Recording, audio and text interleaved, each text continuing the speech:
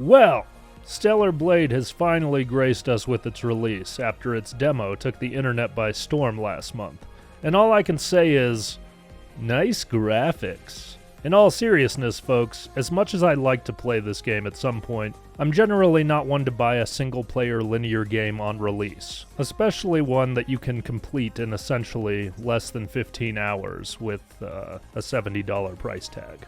I would, however, like to discuss something in relation to this game, given the amount of it that I've seen in recent days, and that would be internet controversy. It is no new thing for people to argue on the internet.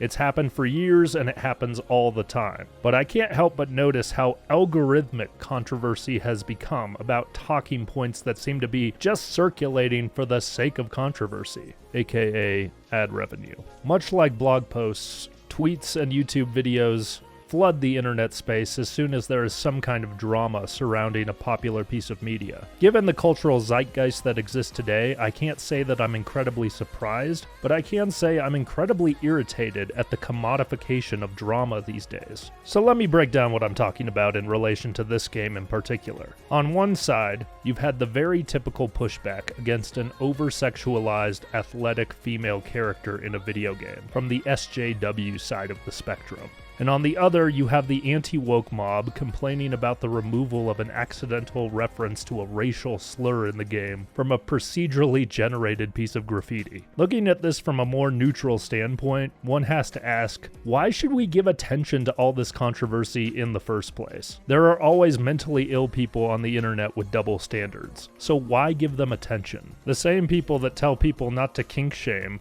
and rate the sex scenes in video games are the same people that judge people for liking blatant fan service. Why give these people the time of day when they yell the same hypocrisy on the internet over and over? It seems every time someone complains about the traditional appeal for the male gaze, there is some YouTuber that makes a video pushing back about it. But isn't that just expanding the voice of the person you're disagreeing with?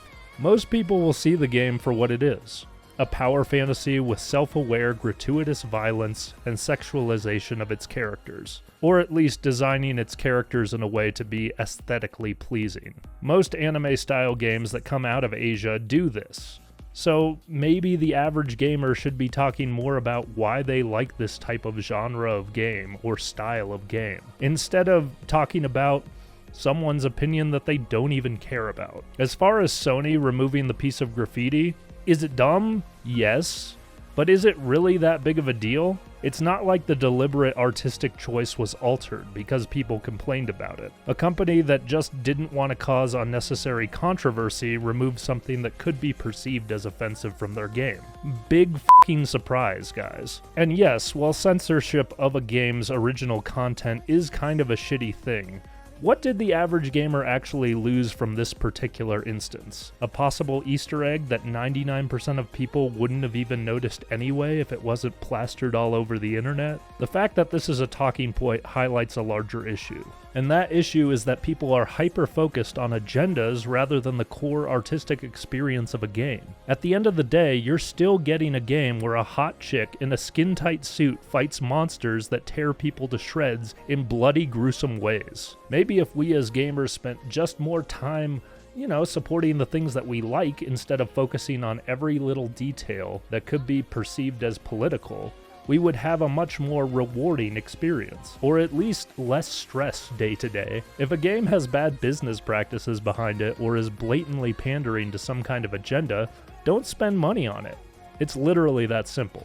How many layoffs have we seen in the AAA game development sector because of massively huge budgets spent on games that people just don't show up for? How many live service games have failed because they just weren't good enough? Your opinion only matters as much as putting your money where your mouth is.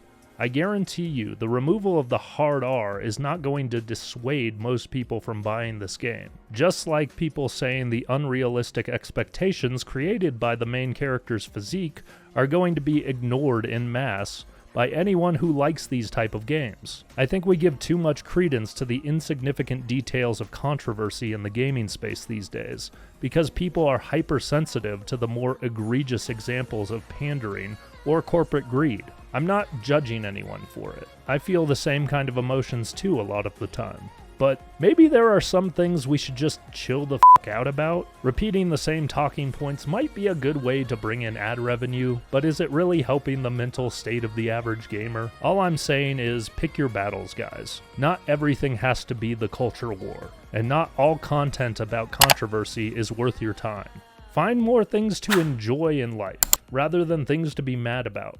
Trust me, you'll be much more productive and fulfilled because of it.